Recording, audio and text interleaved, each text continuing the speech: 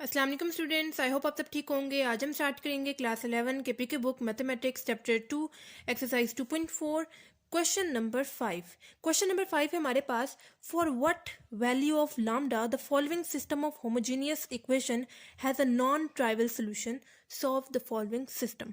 अच्छा, question number 5 बहुत important है, इसकी सही से आप लोगों ने प्रैक्टिस करनी है। अच्छा, क्वेश्चन नंबर 5 जो है बिल्कुल हमारे पास क्वेश्चन नंबर 4 की तरह है। वहाँ पे हमने होमोजेनियस इक्वेशन पढ़ा था, होमोजेनियस सोल्यूशन, ठीक है। उसमें हमारे पास दो टाइप के सोल्यूशंस होते हैं, एक हमारे पास ट्राइवल सोल्यूशन होता है और दूसरा हमारे पास नॉन ट्राइवल सोल्यूशन होता है। अब यहाँ पे इन्होंने हमें बता दिया हुआ कि जो आपके पास होमोजेनियस इक्वेशन है उसका आंसर जो आपके पास आएगा वो नॉन ट्राइवल सोल्यूशन आएगा, ठीक है। आपके पास जो उसका सोल्यूशन आएगा वो नॉन ट्राइवल आएगा, ठीक है।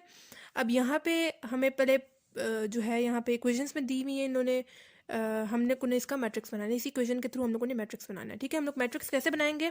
हम लोगों ने सबसे पहला मैट्रिक्स जो है वो यहाँ पे जो x1 x2 and x3 use हुआ है उसके साथ हम लोगों ने जो कॉन्स्टेंट्स लगे हुए हैं उसका एक मैट्रिक्स बनाना है, ठीक है। जैसे यहाँ पे x1 के साथ कौन सा कॉन्स्टेंट लगा हुआ है? 1 लगा हुआ है, ठीक है। पहला वाला जो कॉलम आएगा वो आपके पास x1 वाला आ जाएगा, दूसरा वाला x2 का आ जाएगा एंड तीसरा वाला x3 का आ जाएगा, ठीक है। अब यहाँ पे क्या आएगा? 5 आएगा, यहाँ पे क्या आ रहा है? 1 आ रहा है, ठीक है। उसी तरह x2 में यहाँ पे मेरे पास क्या है? 5 है।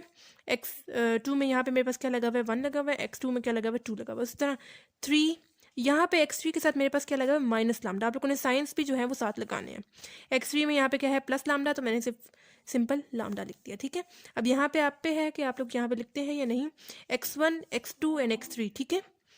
x1 क्या है, मैं यहाँ पे क्यों लिख रही हूँ? क्योंकि यहाँ पे स्टार्ट में मेरे पास जो है x1 यूज़ हो रहा है, ठीक है। उसके बाद x2 यूज़ हो रहा है, उसके बाद x3 यूज़ हो रहा है, इस वजह से x1 x2 एंड x3 लगा दिया, ठीक है। Is equals to 0 0 0, is equals to के बाद वाली वैल्यूज लिखी 0 0 0, ठीक है। उसका अलग से मैट्रिक्स बना लिया, ठीक है। यहाँ तक करने के बाद हम पहले फाइंड आउट करते थे कि जो हमारा सोल्यूशन आएगा वो ट्राइवल आएगा या नॉन ट्राइवल आएगा। वो हम लोग कैसे फाइंड आउट करते थे कि जो हमारे पास बड़ा वाला कॉन्स्टेंट, जो कॉन्स्टेंट नंबर का हम लोगों ने मैट्रिक्स बनाया था उसका हम लोग डिटर्मिनेंट ले लेते थे। जैसे इसको हम लोग लेट कर लेते हैं ए के इक्वल, डिटर्मिनेंट ऑफ ए हम लोग लेंगे, ठीक है। यहाँ पे स्क्वायर ब्रैकेट्स यूज हुई हैं, आप लोगों ने बिल्कुल स्ट्रेट लाइंस ऐसे यूज़ करते हुए अंदर सब कुछ सेम लिख देना है, यानी 1 5 1 5 1 2 3 माइनस लामडा प्लस लामडा, ठीक है। अब यहाँ पे डिटर्मिनेंट लेंगे, डिटर्मिनेंट लेने के लिए पहली वैल्यू के साथ पॉजिटिव साइन आया, सेकंड वाली के साथ नेगेटिव एंड थर्ड वाली के साथ अगेन पॉजिटिव साइन आएगा। अब यहाँ पे मैं लिख रही हूँ 1। अब यहाँ पे जो रो एंड कॉलम यूज़ हो रही होगी मैंने उसको निकाल देना है। जैसे इसमें फर्स्ट कॉलम यूज़ हो रहा था, मैंने उसको निकाल दिया। पीछे मेरे पास क्या रह गया? 1 2 माइनस लामडा लामडा, ठीक है। सेकंड वैल्यू के साथ नेगेटिव साइन आता है, इस वजह से माइनस लगाया एंड 5 ये वाला। अब यहाँ पे जो रो एंड कॉलम यूज़ हो रही होगी मैंने उसको निकाल देना है। जैसे यहाँ पे first row and second column use हो रहा था, मैंने उसको निकाल दिया। पीछे मेरे पास क्या रह गया?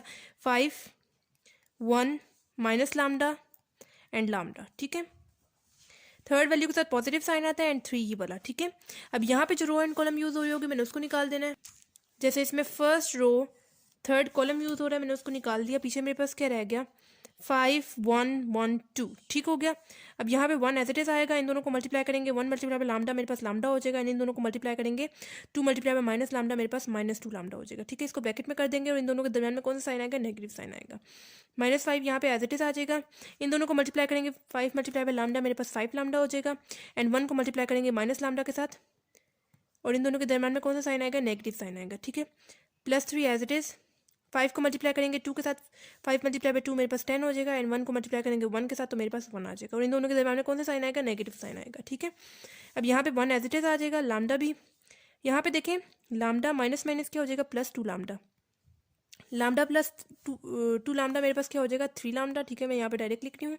-5 एज इट इज़, यहाँ पे देखिए 5 लामडा माइनस माइनस क्या हो जाएगा? Plus lambda, 5 lambda plus lambda मेरे पास क्या हो जाएगा? 6 लामडा, ठीक है। +3 एज इट इज़, 10 माइनस 1 मेरे पास क्या हो जाएगा? 9, ठीक है। 1 मल्टीप्लाई बाय 3 लामडा मेरे पास 3 लामडा हो जाएगा, ठीक है, माइनस ये वाला 5 मल्टीप्लाई बाय 6 मेरे पास 30 लामडा हो जाएगा, ठीक है। प्लस 3 मल्टीप्लाई बाय 9 मेरे पास क्या हो जाएगा? 27। अब 3 माइनस 30 लामडा मेरे पास 3 लामडा माइनस 30 लामडा यहाँ पे मैं सॉल्व कर सकती हूँ क्योंकि यहाँ पे भी लामडा यूज़ हो रहा है और यहाँ पे भी लामडा यूज़ हो रहा है। 3 माइनस 30 लामडा मेरे पास क्या हो जाएगा? -27 लामडा, ठीक है, +27। अब यहाँ पे मुझे जो है वो लामडा की वैल्यू फाइंड आउट करनी है, लेकिन यहाँ पे मैं कैसे फाइंड आउट करूँ? यहाँ पे तो मेरे पास कोई इज इक्वल टू है ही नहीं कि जिसकी वजह से मैं -27 को दूसरी तरफ ले जाऊँ, ठीक है। तो हम क्या करेंगे, यहाँ पे खुद से इज इक्वल टू 0 ले रही हूँ। एक तो मैंने लिया कि मैंने लैम्डा की वैल्यू हम फाइंड आउट करनी है, इस वजह से मैंने 0 लिख दिया इक्वल टू, एक रीज़न ये हो गया। दूसरा यहाँ पे हम लोग नॉन ट्राइवल सोल्यूशन कर रहे हैं, उस वजह से भी 0 आ गया, ठीक है। यहाँ पे 27 एज इट इज़ लिखा है, ये वाला है। यहाँ पे -27 लैम्डा दूसरी तरफ जाएगा तो पॉजिटिव 27 लैम्डा हो जाएगा, ठीक है। 27 यहाँ पे मल्टीप्लाई हो रहा है, दूसरी तरफ जाएगा तो डिवाइड हो जाएगा, ठीक है। लैम्डा इस तरफ लिखा है, ठीक है। 27 कैंसिल आउट हो जाएंगे एंड लैम्डा की वैल्यू हमारे पास क्या आ जाएगी 1, ठीक है। लैम्डा इज इक्वल टू 1, हमारे पास आंसर आ गया हुआ है। अच्छा, वहाँ तक सॉल्व करने के बाद हम क्या करते थे कि अगर हमारे पास डिटर्मिनेंट का आंसर सिंगुलर आया, ठीक है, सिंगुलर, आपने सिंगल से याद रखना कि आपके पास जब आंसर डिटर्मिनेंट का आंसर 0 आए, ठीक है, तो वो आपके पास सिंगुलर होता है, ठीक है। जब आपके पास आंसर सिंगुलर आएगा तो वो हमारे पास जो है सोल्यूशन आएगा उसका नॉन आएगा, ठीक है, नॉन ट्राइवल, ठीक है। यहाँ पे जब सिंगुलर है तो आपको दूसरी तरफ नॉन का वर्ड यूज़ करना है, नॉन ट्राइवल आएगा। और जब आपके पास नॉन सिंगुलर होगा तो आपके पास ट्राइवल आएगा, ठीक है, सोल्यूशन जो है वो ट्राइवल आएगा। यहाँ पे जब नॉन लग रहा है तो यहाँ पे सिंपल जो है वो ट्राइवल आएगा, ठीक है। यहाँ तक आप लोग समझने के बाद अब जब सिंगुलर क्या है 0 है और नॉन सिंगुलर क्या है, आपके पास कोई भी पॉजिटिव या नेगेटिव नंबर कोई भी हो सकता है, ठीक है। +1 भी हो सकता है, -1 भी हो सकता है, +2 भी हो सकता है, -2 भी हो सकता है, ठीक है। कोई भी आपके पास पॉजिटिव या नेगेटिव में आंसर आए तो वो आपके पास नॉन सिंगुलर होता है, ठीक है। जब आपके पास सिंगुलर आंसर आएगा यानी 0, आपके पास डिटर्मिनेंट का आंसर 0 आएगा तो आपके पास जो सोल्यूशन आएगा वो नॉन ट्राइवल आएगा।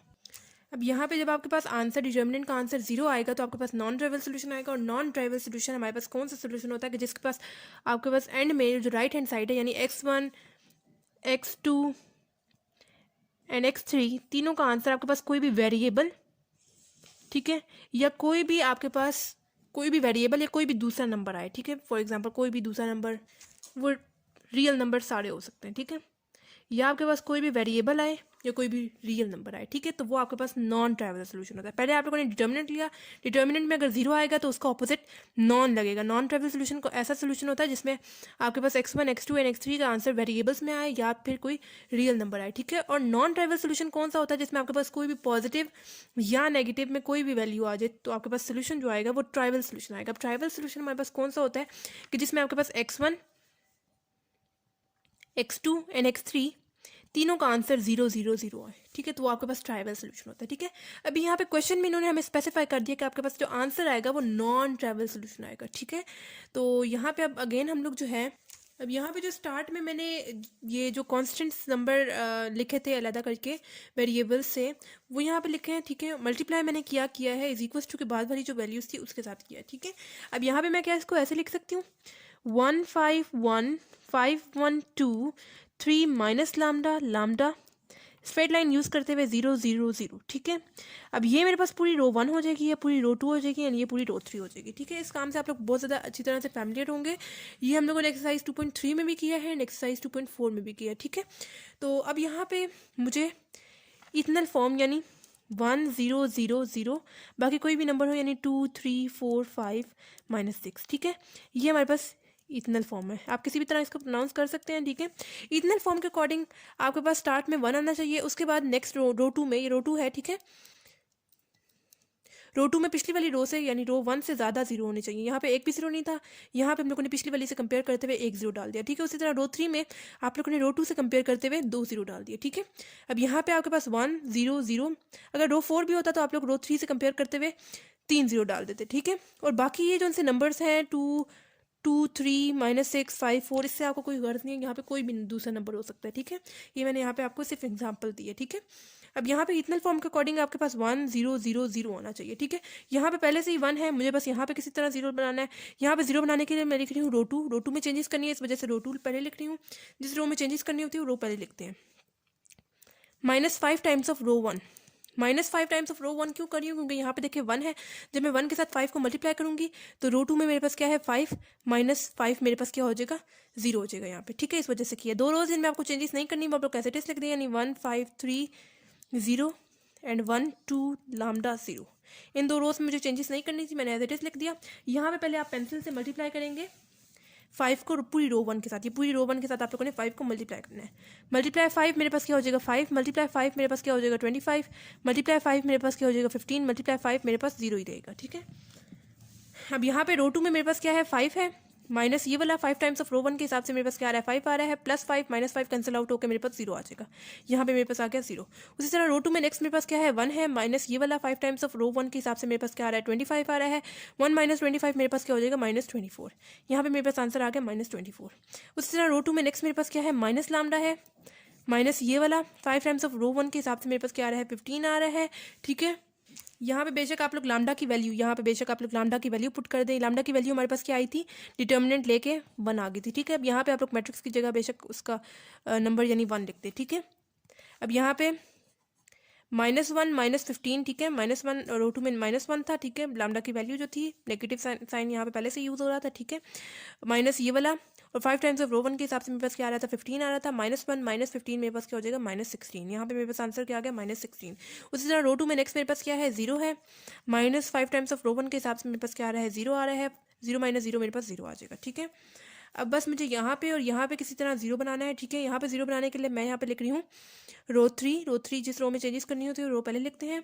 रो 3 में चेंजेस करनी थी, इस वजह से रो 3 पहले लिखा है, माइनस रो 1, ठीक है। यहाँ पे भी 1 है और यहाँ पे भी 1 है, रो 3 1 -1 मेरे पास यहाँ पे 0 आ जाएगा, ठीक है। 2 रोज जिनमें आपको चेंजेस नहीं करनी है वो आपको एज इट इज लिखते हैं, यानी 1 0 5 -24 3 -16 0 0, ठीक है।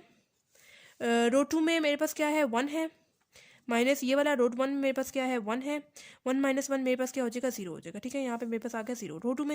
रो 3 में नेक्स्ट मेरे पास क्या है, 2 है, माइनस ये वाला रो 1 में मेरे पास क्या है, 5 है, 2 -5 मेरे पास क्या हो जाएगा, -3 हो जाएगा। यहाँ पे मेरे पास आ गया -3।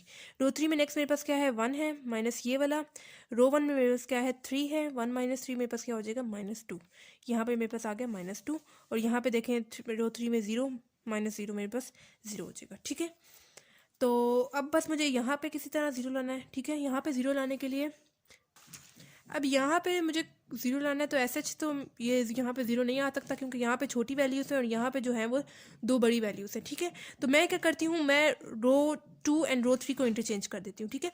रो 1 को के साथ आप लोग इंटरचेंज नहीं करेंगे क्योंकि यहाँ पे देखिए स्टार्ट में मेरे पास 1 आ रहा है, ठीक है। आपने जो है वो स्टार्ट में जो इथनल फॉर्म के अकॉर्डिंग 1 आना चाहिए, तो 1 आपके पास एज इट इज़ लिखा है, ठीक है। इन दोनों में अगर हम लोग 0 चेंज कर भी देंगे तो आपके पास कोई फ़र्क नहीं पड़ता, ठीक है। तो आप क्या करते, हम यहाँ पे लिख रहे हैं रो 2 को इंटरचेंज रो 3 के साथ, ठीक है। इंटरचेंज का साइन मैंने ऐसे डबल एरोस के साथ शो कर दिया, ठीक है। मतलब रो 2 को एंड रो 3 को आप लोगों ने इंटरचेंज करना है। अच्छा, अब यहाँ पे मैं नेक्स्ट स्टेप में इंटरचेंज करूँगी, ठीक है। 1 5 3 0 एज इट इज़ आ जाएगा। यहाँ पे मैं लिख रही हूँ 0 -3 -2 0, ठीक है, एंड 0 -24 -16 0, ठीक है। यहाँ पे मैंने जो है इसको इंटरचेंज करके लिख दिया हुआ है, ठीक है। अब बस मुझे यहाँ पे इतना फॉर्म के अकॉर्डिंग यहाँ पे किसी तरह 0 लाना है। यहाँ पे 0 लाने के लिए मैं यहाँ पे लिख रही हूँ रो 3 में चेंजेस करनी है, इस वजह से रो 3 लिख रही हूँ। प्लस यहाँ पे देखिए -24 है, इसका ऑपोजिट साइन में अगर प्लस डालूंगी, नहीं एक मिनट, इसका ऑपोजिट साइन वैसे आपने यूज़ करना है, लेकिन चूंकि मैं यहाँ पे 3 को 8 के साथ मल्टीप्लाई करूँगी तो मेरे पास 24 आएगा, ठीक है। तो यहाँ पे आप लोग थोड़ी सी रफ वर्क कर लें। -24 यहाँ पे यूज़ हो रहा है, तो अब यहाँ पे 3 के साथ भी नेगेटिव साइन है तो -24 हो जाएगा। यहाँ पे अगर प्लस होगा, नहीं माइनस होगा, तो -24 माइनस माइनस +24, ठीक है। -24 +24 आपके पास 0 आ जाएगा, ठीक है। तो आप लोगों ने माइनस का साइन ही यूज़ करना है, ठीक है। अगर आप लोग यहाँ पे कंफ्यूज हो रहे हैं कि यहाँ पे कौन सा साइन यूज़ करना है, पॉजिटिव साइन यूज़ करना है या नेगेटिव साइन यूज़ करना है, तो थोड़ा सा आप लोग रफ वर्क कर लें, ठीक है। -24 है, ऊपर भी हमारे पास नेगेटिव साइन यूज़ हो रहा है, आप लोगों ने नेगेटिव साइन जो है वो ब्रैकेट में किया, ठीक है। अगर आप लोग पॉजिटिव साइन के साथ करेंगे तो प्लस माइनस माइनस आ जाएगा और -24 आपके पास कोई और ही आंसर आएगा, ठीक है। लेकिन -24 अगर आप लोग माइनस का साइन यूज़ करेंगे तो माइनस माइनस प्लस हो जाएगा एंड -24 +24 कटिंग होकर हमारे पास 0 आंसर आ जाएगा, ठीक है। तो अगर आप लोग कंफ्यूज हैं तो आप लोग थोड़ा सा रफ वर्क कर लें, ठीक है। अब मैं यहाँ पे लिख रही हूँ रो 3 माइनस जो है 8 टाइम्स ऑफ रो 2, ठीक है। 8 टाइम्स ऑफ रो 2 क्यों करेंगे, क्योंकि यहाँ पे देखिए 3 है, जब मैं 3 के साथ 8 को मल्टीप्लाई करूँगी तो मेरे पास 24 आ जाएगा एंड -24 माइनस माइनस प्लस हो जाएगा 24, -24 +24 मेरे पास यहाँ पे 0 आ जाएगा, ठीक है। इस वजह से मैं यहाँ पे कर रही हूँ सिर्फ मेरे पास यहाँ पे 0 आ जाए, ठीक है। तो हम लोगों ने ये कैलकुलेशंस कर ली हैं, अब इसको सॉल्व करेंगे।